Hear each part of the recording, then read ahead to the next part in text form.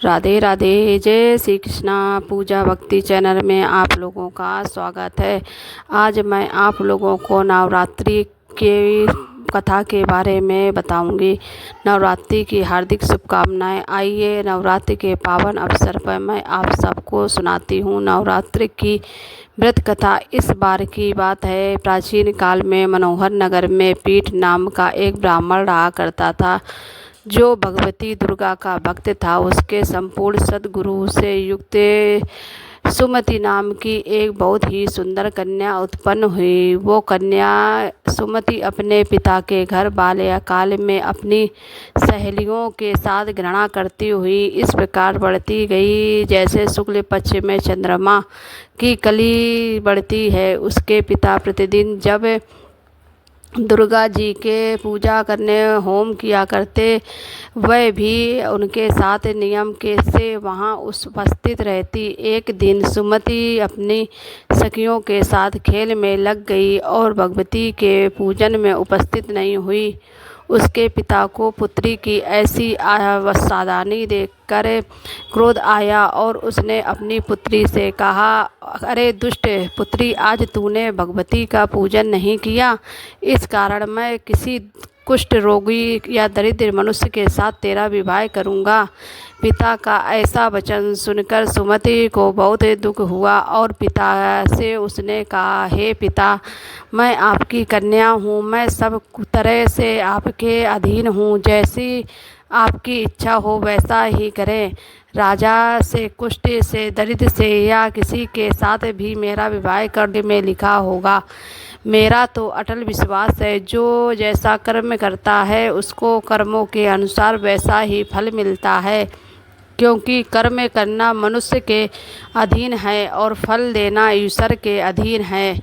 जैसे अग्नि में पड़ने से त्रादि उसको अधिक प्रदत्त कर देते हैं, उसी प्रकार कन्या के निर्भरता के ऐसे वचन सुनकर ब्राह्मण और क्रोधित हो गया और उसने अपनी कन्या का विवाह एक कुष्ठ रोगी के साथ कर दिया और बहुत क्रोधित होकर उससे कहने लगा, हे पुत्री, अपने कर्म का अब तुम फल भोगो, देखते हैं भाग्य के भरोसे रहकर तुम क्या करती हो।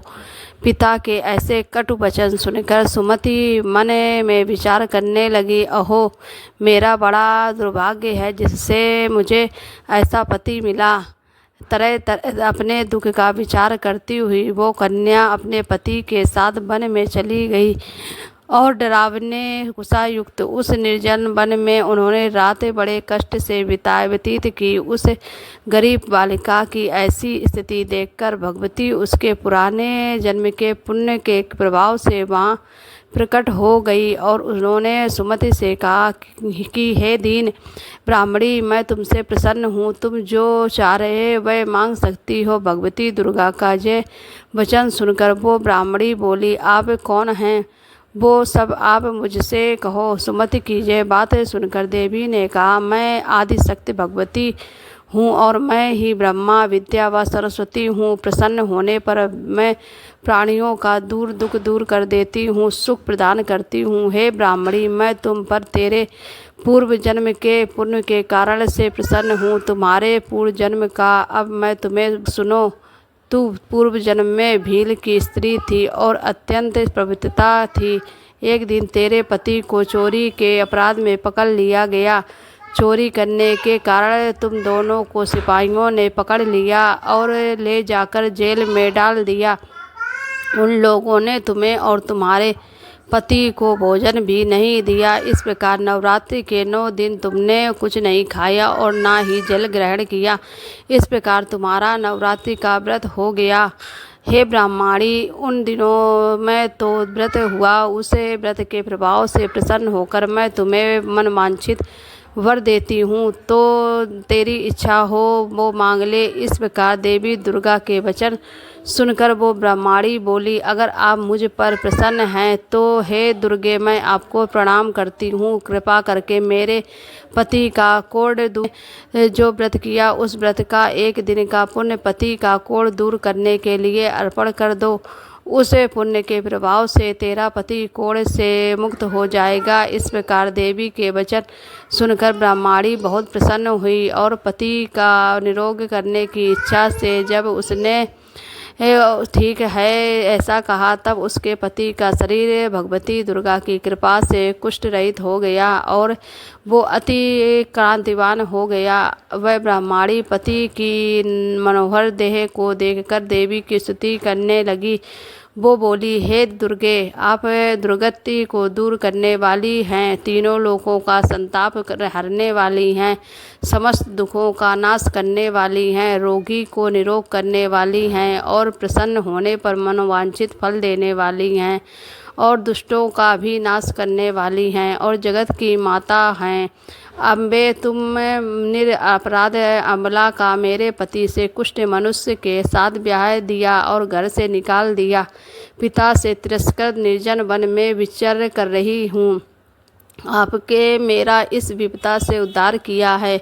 हे देवी, आपको मैं प्रणाम करती हूँ, आप मेरी रक्षा करो। सुमति की ऐसी स्तुति सुनकर देवी बहुत प्रसन्न हुई और उससे कहा, हे ब्रह्माणी, तेरे उदय नामक बहुत ही बुद्धिमान, धनवान, कीर्तिवान और जितेंद्रीय पुत्र शीघ्र ही उत्पन्न होगा, ऐसा वर मैं तुझे प्रदान करती हूँ। फिर देवी ने उस ब्राह्मणी से कहा, अब तेरी और भी इच्छा हो वो भी मांग ले। भगवती दुर्गा का ऐसा वचन सुनकर सुमति ने कहा, हे भगवती दुर्गे, अगर आप मुझ पर प्रसन्न हैं तो मुझे नवरात्र व्रत की विधि और महत्व बताइए और उसके फल का विस्तार से वर्णन कीजिए। देवी ने कहा, मैं तुम्हें संपूर्ण पापों को दूर करने वाले नवरात्र व्रत की विधि बताती हूँ, जिसको सुनते से मोक्ष की प्राप्ति होती है।